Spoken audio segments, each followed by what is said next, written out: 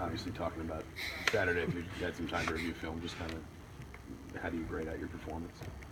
I feel like I did an okay job. I mean, there's always room for improvement. I mean, just being precise in details. Because, I mean, that's what college really comes down to. Yeah, the game is fast, but the detail is what separates the good from being great. So, I mean, that's something we all can work on.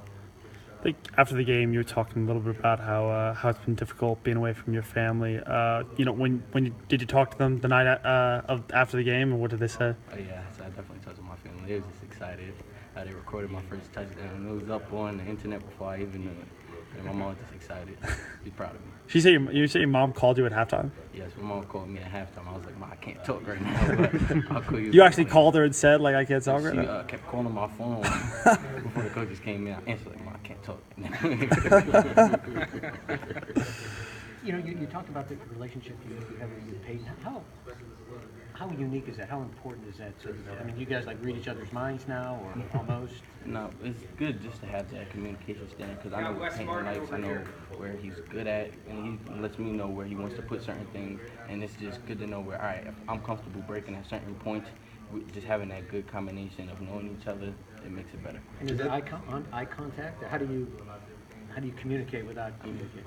Yeah, it's a lot of gestures, a lot of things that we practice on from the summer through camp, just so we get to understand each other, and he'll know, like, if the defense is over the top, throw it back. So just certain things that we'll have a feel for each other. Is that something that maybe developed too with on scout work last year? Both of y'all obviously redshirted last season. Did you kind of spend some time on scout team and things like that, and maybe have a little time to build that relationship? Yes, and it definitely was. Me and Peyton connected a lot throughout scout. We got to really know each other. He got to know how I like to break off certain routes. I got to know what's his strength points in terms of throwing across the middle or where he likes to put certain things. So it balanced it out, just building that chemistry and then just going to play on during game day. As a receiver, how alert do you have to be when you got a guy who might break the pocket and just start to scramble a little bit? And when he does, do you kind of stay in your route? Do you try to break it off and just sort of freelance to get open for him? Kind of what are the keys there? It really all depends because having a quarterback as good as Payne, just him being able to be mobile in the pocket and then moving around, it keeps a lot of options open. But then when he does break, we're told to turn around, block the nearest man, or if he breaks toward the sideline, we do something called a scramble drill. So we get used to it. So we'll break out all the stuff. The coaches do a good job, like enhancing our brain already before the game takes the play.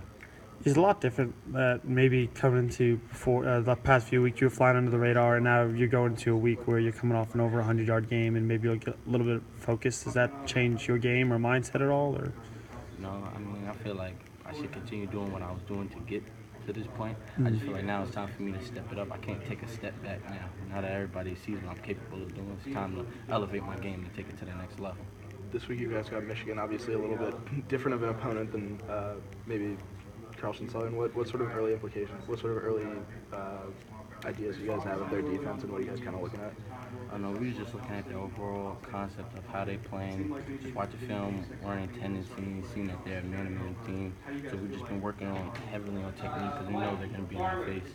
And that's when it comes down to the man-to-man battles. And then best person with technique is going to win at the end of the day. Are there similarities maybe to the way Ohio State played you guys at receiver? I mean, talking corner, nickel, with that sort of straight-up man-to-man look? Yes, it's something like that. But when we played Ohio State, they played more like L technique. These corners from Michigan, they like to put hands on. They try to get physical with you. And they'll play, do different kinds of looks. So we're just working on right now being physical at the point of releasing and just working on moving the man.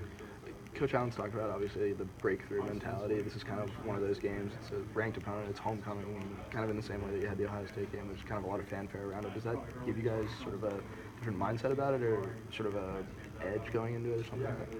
I mean, I feel like the reason why we should have the edge and competitive spirit is because it's the next game, not because it's Michigan. We should attack every team as if they was the best team because we want to be our best selves each game. I think Rich was saying in the past that you, Rich, and Simi live together. Is that true? What's that like? That's funny. It's fun in the house, but it's also good to stay with the quarterback because I get to understand what he sees when he's going through certain reads, and so it helps me understand the quarterback's point of view, and then we let him know certain aspects that we see. So it's just good. He's an overall genuine, nice person, and he's just a good mentor to me. Is Simeon a guy who's kind of helped you just with the ins and outs of the position?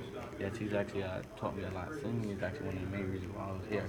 On my official, he kind of guided me into showing me what it could be like, how he had a 1,000-yard season when I was coming in. And he showed me like what the life would be like playing a receiver at Indiana. And that was something that I just looked up to. I always just watch what he does and then try to learn from him, the good and the bad. Sounds like you kind of get picked on a little bit too at home. Is that true? Yes, they definitely bother me a lot. Hey, that's what happens when you get a youngin'. Thanks, Taser.